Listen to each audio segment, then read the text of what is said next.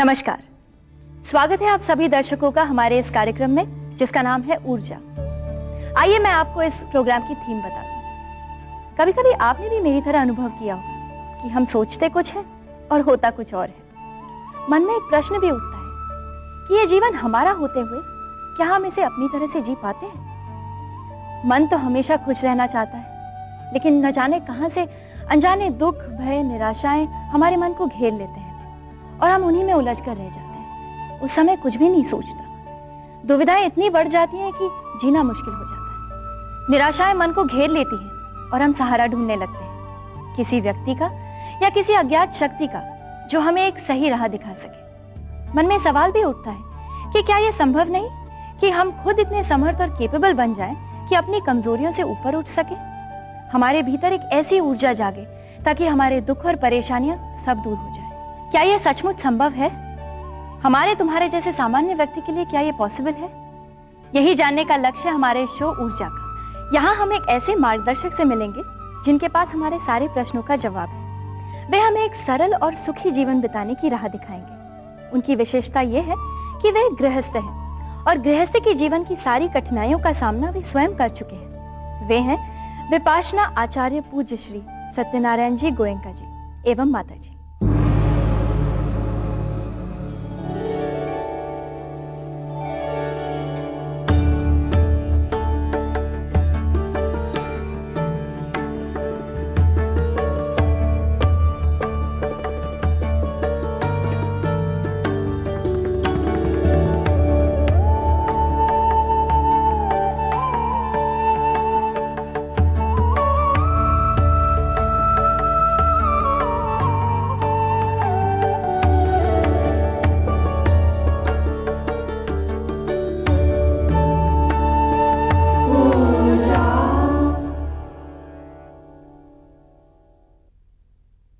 प्रणाम गुरुजी।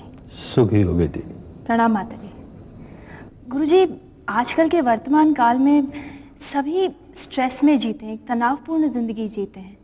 चाहे वो किसी भी उम्र के लोग हों, छोटे बड़े, सभी स्ट्रेस में जीते हैं। क्या आप हमें बताएंगे कि इन सारी मुश्किलों से बाहर निकलने का कोई हल है? ये जो सारी मुश्किलें हैं, इनके पीछे एक मुख्य कारण है भय का।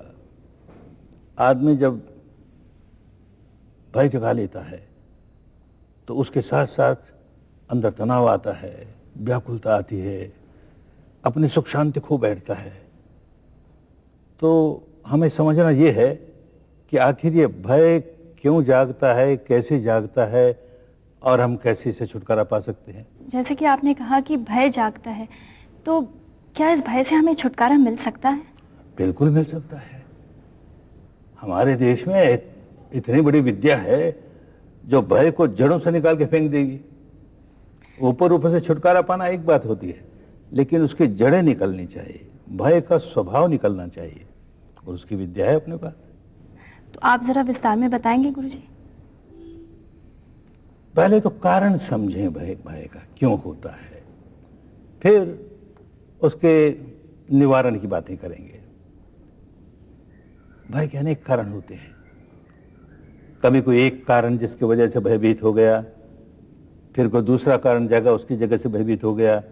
एक व्यक्ति किसी एक बात को लेकर भयभीत है, दूसरा किसी दूसरी बात को लेकर भयभीत है। तो अनेक कारण हैं, पर उनमें से एक प्रमुख कारण यह है कि हर मनुष्य में एक असुरक्षा की भावना होती है। क्या हो जाएगा, मुझे कल क्या हो जाएगा, जो मेरे हैं उनको क्या हो जाएगा। कोई रोगी हो तो उसके मन में भय शुरू हुआ, ये रोग कहीं बढ़ गया और मैं कहीं अपंग हो गया तो मेरा क्या होगा। अरे ये जो मुझ पर आश्रित हैं, पत्नी है, बच्चे हैं, मैं गुजर गया तो इनका क्या होगा। भिन्न भिन्न प्रकार के भय, उससे आदमी व्याकुल रहता है। कभी भय, जैसे एक विद्यार्थी है, उसके मन में भय जागा कि परीक्षा आ रही है और मैं कहीं फेल हो गया तो, और पास भी हुआ और कम नंबर मिले तो, अच्छा ज्यादा नंबर में मिल गए तो मैं चाहता हूं उस कॉलेज में एडमिशन मिलेगी नहीं तो भय भय बड़ा नर्वस हो जाता है जी। यूं अनेक कारण होते हैं भय के। तो कारणों को हम अलग अलग डिफाइन करने जाएं तो गिनती नहीं, इतने प्रकार के। कभी कभी एक हीन भावना होती है आदमी में, इंफीरियरिटी कॉम्प्लेक्स होता है। मैं जो काम कर रहा हूं ठीक कर रहा हूं कि नहीं, मेरे में एक क्षमता है कि नहीं, मेरी ऐसी योग्यता है कि नहीं, मैं एक आदर्श पिता हूं कि नहीं, मैं एक आदर्श माता हूं कि नहीं, आदर्श पुत्र हूं कि नहीं, आदर्श पुत्री हूं कि नहीं। अभिषेक भय शुरू हो गया। और कभी कभी तो भय बिना ही किसी आधार के, निराधार, बिना ही किसी कारण के भय खड़ा हो जाता है और वो इस कदर बढ़ता है कि सिर पर सवार हो जाता है और आदमी एकदम व्याकुल हो उठता है। लेकिन गुरुजी, ऐसे भय तो बहुत जायज़ हैं। जैसे कि आपने कहा कि अगर एक स्टूडेंट स्कूल में एग्जाम देने जा रहा है और उसे फेल होने का भय है, तो गुरुजी अगर उसे ये भय ही ना हो कि मैं फेल नहीं होऊंगा, ये तो ओवर कॉन्फिडेंस की बात हो गई, तो क्या ये जायज़ है? भय क्यों हो, उसके मन में ये चिंतन चलना चाहिए कि मुझे पास होना है और अच्छे नंबरों से पास होना है। इसकी पॉजिटिव थिंकिंग होनी चाहिए। और घर में माँ बाप भी डराते हैं बच्चे को, फेल हो जाएगा तो, तेरे नंबर कम आएंगे तो तुझे ये दंड मिलेगा, और बेचारे को भयभीत बनाते हैं। चाहिए ये कि उसके अंदर क्षमता है, उसको जगाएं, उसके अंदर पॉजिटिव फीलिंग पैदा करें, पॉजिटिव विचार पैदा करें, वो भी चिंतन करे कि ये काम है, इस तरह के प्रश्न आएंगे, मैं ऐसा जवाब दूंगा, मैं नर्वस नहीं होने वाला, मुझे अच्छे नंबर मिलेंगे ही। तो भय की जरूरत नहीं है कि काम भय से किया जाए। जब भय आता है तो आदमी का मन विचलित हो जाता है, बैलेंस खो देता है। तो जिस आदमी का बैलेंस खो गया मन का, वो कैसे ठीक से काम करेगा, कर नहीं पाएगा। गुरुजी, आपने तो अत्यंत सरल ढंग से हमें भय के कारण समझाए। दर्शकों, जैसे कि अभी गुरुजी ने हमें समझाया कि भय से मुक्ति पाने के लिए उसके रूपों को जानना बहुत ज़रूरी है। जैसे कि कोई बीमारी हो तो उसका कारण जानने के लिए उसके लक्षणों को जानना बहुत ज़रूरी होता है, वैसे ही हम भय को जांच रहे हैं। ये बेबुनियाद भय क्या होता है, इस बारे में हम पूजनीय गुरुजी से जानेंगे, लेकिन एक विराम के बाद। देखते रहिए ऊर्जा।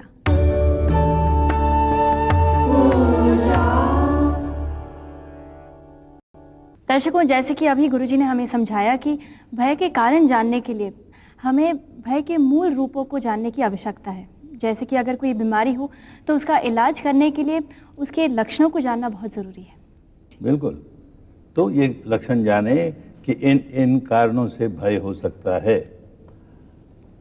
अब कभी बिना ही किसी कारण के भय हुआ, निराधार, तो उससे भी तो बचना है। निराधार भय हुआ तो उसके बाहर कैसे निकले? अंधेरे में हमने कोई रस्सी पड़ी देखी, ओ सांप है, भय हो गया। अरे टॉर्च लेके देख लो, सांप नहीं है, रस्सी है। जी।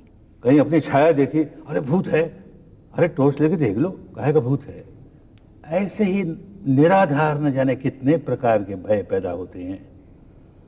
अपने यहाँ बच्चों की एक कहानी है निराधार भय की, कि जिसकी कोई बुनियाद नहीं फिर भी भय। तो थोड़े मैं उसे कह दूं क्योंकि प्रासंगिक है, इससे समझ रखने वाली है। सुनी होगी, कोई नई बात नहीं है। एक खरगोश, उसकी नजर जाती है ऊपर आसमान पर। अरे ये आसमान कैसे टिका है, कोई खंभा नहीं, ये तो कभी गिर पड़ेगा, और ये आसमान गिर पड़ेगा तो ये धरती फट जाएगी, और धरती फट जाएगी तो हमारा क्या होगा, हम तो उसमें गड्ढे में चले जाएंगे। बस घबराए, न जाने कब ये आसमान टूट पड़ेगा, न जाने कब आसमान टूट पड़ेगा। इसी चिंता को लिए हुए एक पेड़ के नीचे दोपहर के समय ऊँघ रहा था, लेकिन बैठा हुआ। अचानक एक आवाज आई, थप, घबराया, टूट पड़ा ना, देखो आसमान टूट पड़ा, तुम्हें धरती फटने वाली है, भाग यहां से, अपनी जान बचानी है। तो भागता है और रास्ते में जो मिलता है उसको कहता है, देखो आसमान टूट पड़ा है, धरती फटने वाली है, हम सब के सब उसमें धंस जाएंगे, इस जंगल के बाहर निकलो। बाहर निकलेंगे तो बचाव होगा, नहीं बचाव नहीं होगा, उसके साथ और भी हो लिए। एक हुआ, दो हुआ, 100 हुआ, 1000 हुए। जंगल के लोग, सारे जंगल के जितने जानवर थे भिन्न भिन्न, सब उसके पीछे हो लिए। जंगल के राजा शेर ने देखा, अरे क्या हो रहा है, सारे कहाँ भागे जा रहे हैं? अरे क्या हुआ? महाराज, आसमान टूट पड़ा और धरती फटने वाली है, इसलिए अपने को बचाने के लिए हम भाग रहे हैं। ये आसमान कहाँ टूटा, चलो मुझे दिखाओ। वो खरगोश को साथ लेकर गया वहां पर और देखता है वो तो बेल का पेड़ था और उसमें बड़ा सा पका हुआ बेल का फल वो गिरा और उसकी आवाज थी धप। तो इस तरह की बेबुनियादी, इतने बेबुनियादी भय के कारण हो जाते हैं, हमें उनसे बाहर निकलना चाहिए। भय हमें कभी सुख से जीने नहीं देगा, शांति से जीने नहीं देगा, उसका निवारण करना चाहिए। गुरुजी, आप हमें ये बताएं कि हमें डर, फियर से कैसे छुटकारा पाया जा सकता है? जैसे कहा ना बेटी, डर के कई कारण होते हैं। एक तो ऊपरी ऊपरी कारण है, तो उसका निवारण भी ऊपरी ऊपरी होगा। कोई रोगी है, उसका रोग दूर हो गया, उसका भय चला गया, मृत्यु का भय निकल गया उसके मन से। किसी की परीक्षा हो रही है लड़के की और वो पास हो गया तो उसका भय निकल गया। ये ऊपरी ऊपरी भय के कारण, ऊपरी ऊपरी निवारण, इससे आदमी दुख से मुक्त नहीं होता, भय से मुक्त नहीं होता। भीतर का जो कारण है, जो जड़ों तक है, वो जब तक बाहर नहीं निकले तो वो अपने यहां ऐसी विद्या, धर्म का ये काम है, धर्म ने एक ऐसी विद्या दी और हमारे देश के महापुरुषों ने विद्या ढूंढ निकाली धर्म के आधार पर, धर्म क्या कहता है, और तब जाकर के देखा, अरे ये भीतर गहराइयों में, अंतर मन की गहराइयों में स्वभाव बन गया, अनेक जन्मों से बन गया। कोई नया मानी अनेक जन्म, इस जन्म से भी एक स्वभाव बना लिया भय का। तो बाहर से जरा जरा सी बात में भय लगेगा, क्योंकि भीतर का जो स्वभाव वो जड़ों तक है, उसको निकालना धर्म का काम है। आप कहते हैं कि इन सब कारणों का जड़ भीतर से होता है, भीतर ही। तो फिर बाहर के कारण अलग और भीतर के कारण अलग, ऐसा क्यों? भीतर एक स्वभाव होता है, वो अनेक जन्मों से साथ चला आ रहा है। कोई अनेक जन्म को न माने तो न माने, इस जन्म में भी जन्म से लेकर के हमने एक स्वभाव बनाना शुरू किया भय का। वो जो स्वभाव है, जब तक वो नहीं बदलेगा तो बाहर के कभी ये कारण ढूंढेगा, वो कारण ढूंढेगा और भयभीत होता रहेगा। तो हमारे देश में, देश के महापुरुषों ने अंतर्मुखी होकर के भीतर गहराई तक हमारे दुखों का कारण क्या है, वैसे भय का कारण क्या है। भय होता तो दुखी होता है, तो दुख को दूर करने का जो इलाज है, जो तरीका है, वो हमें भीतर जड़ों तक जाकर के मिलेगा। ऊपर ऊपर से हम 1000 सुधार लें, एक पेड़ को ऊपर ऊपर से खूब सुधार लिया, जड़ उसकी रोगी है तो पेड़ रोगी रहेगा, पेड़ स्वस्थ नहीं हो सकता। तो ये जो भीतर की बात है वो तो एक ही सबकी है कि भय का स्वभाव है, हर व्यक्ति में एक भय का स्वभाव है, सबका भय का स्वभाव है। अब इस समय भय का ये कारण आया बाहर से, वो कारण आया, ये कारण आया, कारण बाहर के 1000 होंगे, भीतर स्वभाव जो भय का है वो भय पैदा करेगा। जी गुरुजी। दर्शकों, अगला हिस्सा जो है वो आप ही के प्रश्नों पर आधारित है, तो कहीं मत जाइएगा। फिलहाल लेते हैं एक छोटा सा ब्रेक।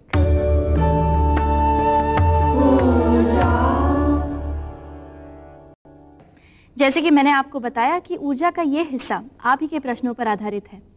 जो प्रश्न हमें दर्शकों से मिलते हैं वो प्रश्न हम गुरुजी से पूछते हैं और गुरुजी उनके जवाब देते हैं। तो शुरू करते हैं पहले प्रश्न से गुरुजी। गुरुजी, पहला प्रश्न पूछ रहे हैं मध्य प्रदेश से राजेंद्र सिंह जी, जो कि एक बिजनेसमैन है। वो पूछ रहे हैं कि हमारी परंपराओं के अनुसार अनेक मान्यताएं हैं, रूढ़ियां चली आ रही हैं।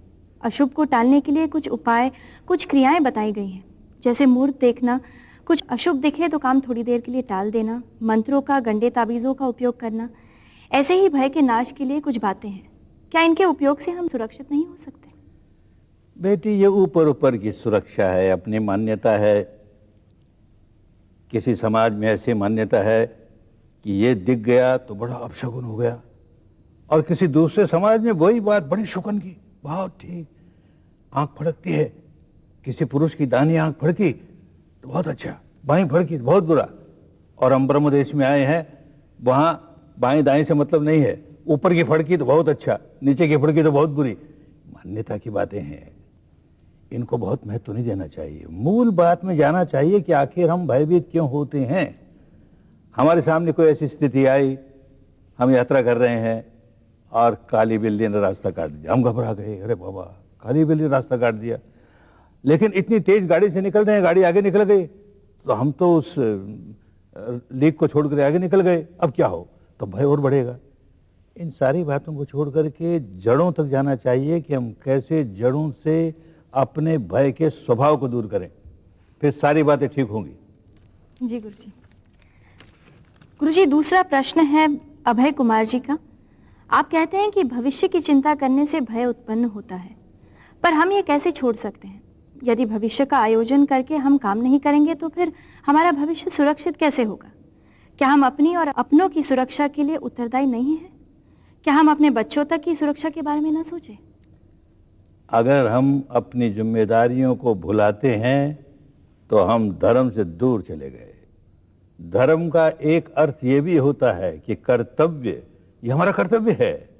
हम गृहस्थ हैं तो अपने परिवार का कैसे पालन करेंगे, उनको कैसे सुरक्षित रखेंगे, ये सारी बात आवश्यक है। लेकिन उसके लिए चिंता नहीं, चिंतन हो। चिंता और चिंतन में जमीन आसमान का अंतर है। जहां चिंता आई तो चिंता तो चिता की तरह जलाएगी हमें, वहां भय आएगा। और चिंतन तो मनुष्य का स्वभाव है। मनन करना, चिंतन करना, यह मनुष्य की क्षमता है। सोचता है इस काम को ऐसे करूं, ऐसे करूं, बुद्धि से सोच करके तर्क के तराजू पर तोल करके निर्णय करता है। ठीक निर्णय होता है, अच्छी बात है। तो चिंतन करने में दोष नहीं, अपनी जिम्मेदारी को निभाने में दोष नहीं। चिंता नहीं, चिता नहीं। गुरुजी, तीसरा प्रश्न है जो कि पूछ रही हैं मधुलिका सिंह पंजाब से। वो कहती हैं कि प्रार्थना ही सबसे बड़ी शक्ति है, क्या उससे हम भय से मुक्ति पा लेंगे? बेटी, प्रार्थना में शक्ति है कि नहीं है ये तो उससे मानने वाले जाने, लेकिन मैं ये जानता हूं कि श्रद्धा में शक्ति है। जिस श्रद्धा के साथ कोई व्यक्ति प्रार्थना करता है, भजन गाता है, कुछ करता है, वो श्रद्धा फल देती है। और बिना श्रद्धा के 1000 प्रार्थना कर लो, उसका कोई फल नहीं होता। फिर लेकिन बात ऊपरी ऊपरी रह गई। हमने बहुत श्रद्धा से कोई भजन गाया, कोई प्रार्थना की, अच्छा उससे हमारा कोई दुख दूर भी हो गया, पर फिर ऊपरी ऊपरी इलाज हुआ, भीतर हमारा स्वभाव वैसा का वैसा रहा। कोई प्रार्थना ऐसी हो कि जो जड़ों से हमारे स्वभाव को बदल दे तो बड़े काम की है, पर ऐसा तो होता नहीं। जो समस्या सामने आई उसका एक समाधान मिल गया, हम खुश हो गए। देखो प्रार्थना ने काम किया ना, हम ठीक हो गए। ऊपरी ऊपरी इलाज है बेटी। शुक्रिया गुरुजी। दर्शकों, इसी के साथ हमारा ये भाग समाप्त होता है। आगे बातचीत जारी रहेगी, देखते रहिए।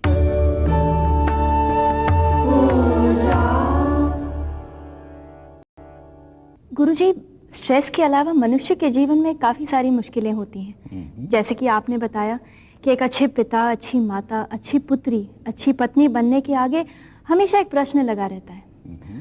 बल्कि संतजन तो यही कहते हैं कि मनुष्य जीवन सबसे श्रेष्ठ है, सबसे अनमोल है। तो गुरुजी, आप हमें बताएं कि एक श्रेष्ठ मनुष्य जीवन बिताने के लिए हमें क्या करना चाहिए?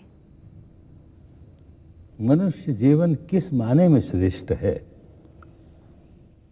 उसके भीतर एक क्षमता है, एक ऐसी ऊर्जा है, उसे वो जगा करके धर्म के सही स्वरूप को समझता है और उसे कैसे धारण किया जाए ये समझता है। हमारे भीतर विकार कैसे जागते हैं ये समझता है, अनुभव से, केवल प्रवचनों से नहीं। और फिर जो विकार जागे वो कैसे बढ़ते गए हमारे सिर पर सवार हो गए और हमने होश खो बैठा। तो उनको कैसे रोका जाए, और रोक करके ही नहीं, उनको कैसे जड़ से निकाला जाए, ये काम धर्म करता है। वैसे तो पशु में और मनुष्यों में कई बातें एक जैसी हैं। अपने यहाँ एक प्रसिद्ध नीतिकार ने एक नीति का श्लोक दिया हमें।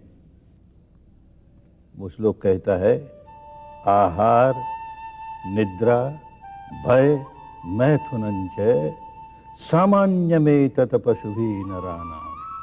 पशुओं में और मनुष्यों में ये 4 बातें समान रूप से विद्यमान है। पशु को भी आहार चाहिए, मनुष्य को भी आहार चाहिए। पशु को भी नींद चाहिए, मनुष्य को भी नींद चाहिए।